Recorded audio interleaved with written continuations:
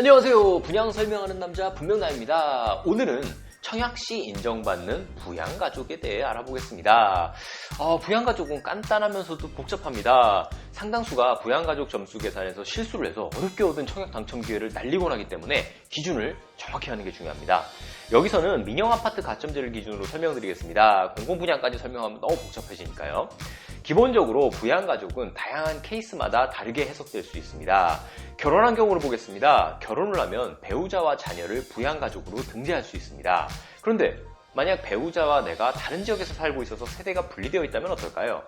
그런 경우라도 배우자와 자녀는 부양가족으로 등재할 수 있습니다.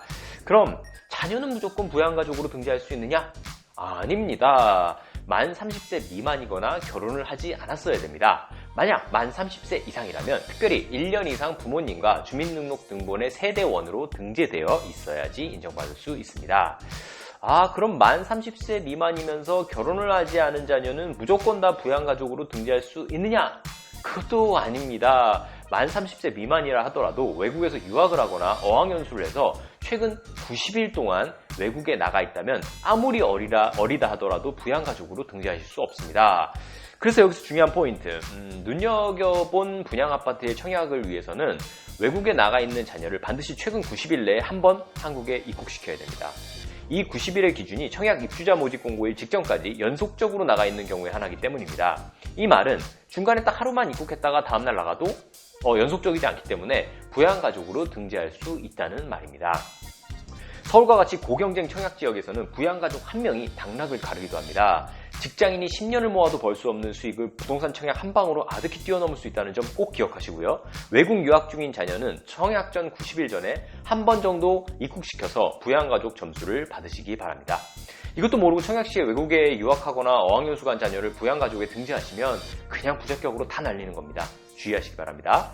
일부는 재혼하신 분도 있을 텐데요. 재혼한 배우자의 자녀라면 부양가족으로 인정됩니다. 하지만 또 자녀들이 외국 국적이라면 인정 안 됩니다. 한국 국적이어야 됩니다. 드문 케이스긴 하지만 저희가 그런 경우를 직접 봤기 때문에 말씀드립니다. 다음으로 복잡한 것이 바로 부모님 직계존속입니다. 부모님을 부양가족에 포함할 수 있을 것인가? 라는 질문은 생각보다 복잡하고 어렵습니다. 우선 기본적으로 부모님을 부양가족에 넣기 위해서는 본인이 반드시 세대주여야 됩니다. 부모님이 세대 1으로 들어가 있어야 된다는 거죠. 내가 미혼이라도 내가 세대주여야 됩니다.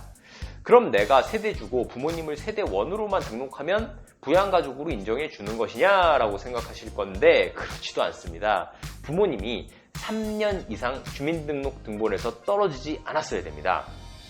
잠깐이라도 딱 하루라도 등본에서 나갔다면 처음부터 다시입니다. 들어온 날부터 연속해서 3년이 된 경우에만 부양가족으로 인정합니다. 그래서 청약 부음이 불고 주택 시세가 올라가던 2017년부터 부모님을 등재했던 사람들이 이제 2020년 올해부터 슬슬 부양가족으로 등재된 게 효력을 발생하면서 조만간 엄청난 청약가점 인플레이션이 발생하는 것입니다. 정말 이제 분양가 상한제가 시행되면 대체 어디서 이렇게 숨겨진 고가점자들이 계속 나타나는 건지 신기하실 겁니다. 바로 이런 이유, 즉 부양가족 점수 인정이 곧 효력을 발생하기 때문입니다. 우리 구독자님도 이런 거 보면서 그냥 신세 한탄만 하시면 안 됩니다. 부모님 2분 중 1분이라도 부양가족 등재 가능하면 얼른 지금부터라도 준비해서 3년 뒤에 가점 추가로 청약 사냥에 나서야 됩니다. 조금 귀찮다고 움직이지 않으실 건가요?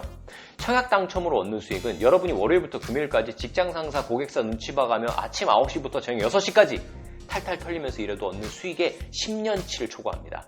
안 되는 건 없습니다. 이 정도면. 안 되면 되게 하셔야 됩니다. 단 이 전략에서 주의하셔야 될 게 있는데 부모님을 2분이나 1분 부양가족으로 등재할 때는 진짜 부양해야 됩니다. 투기과열 지역이나 핫한 분양 현장은 종종 부양가족에 대한 유효성 조사가 들어오는데 정말 누가 봐도 부양 상태가 아닌 경우라면 부적격 탈락으로 계약금도 날리고 청약통장도 날리고 처벌까지 받을 수 있습니다. 부모님이 부양가족이었다는 것을 증명할 수 있어야 됩니다. 여기까지만 말씀드리겠습니다. 주의하세요. 참, 마지막으로 부양가족이 주택이 있더라도 주택이 없는 걸로 쳐주는 예외 기준이 있습니다. 바로 그 유명한 소형 저가주택 예외 조항인데요. 전용 면적 60제곱미터 이하면서 동시입니다. 동시에 주택 공시지가가 8천만 원 이하인 주택이나 분양권을 가지고 있다면 주택이 없는 부양가족으로 인정해줍니다. 중요한 건 공시지가 8천만 원 이하라는 점인데 서울, 경기, 인천, 수도권의 경우는 1억 3천만 원 이하라면 무주택 부양가족으로 인정해줍니다. 요건 다시 말씀드리지만 공시지가 기준입니다. 주택 시세가 아닙니다. 그래서 실질적인 시세 기준으로는 수도권으로는 약 한 1억 5천에서 2억 정도 수준까지 인정될 가능성이 크고요. 지방은 한 1억 정도까지 인정될 가능성이 큽니다. 부모님, 배우자가 소형 저가주택을 가지고 있다면 공시지가를 꼭 확인하시기 바랍니다. 또 하나만 더 너무 좀 지적되는 것 같은데 한 개만 더 얘기할게요. 부모님을 부양가족으로 등재하는데 두 분 중 주택이 없는 분만 부양가족으로 등재하면 인정될까요? 안 될까요? 안 됩니다. 주의하셔야 됩니다. 이런 발상 자체를 피하셔야 됩니다.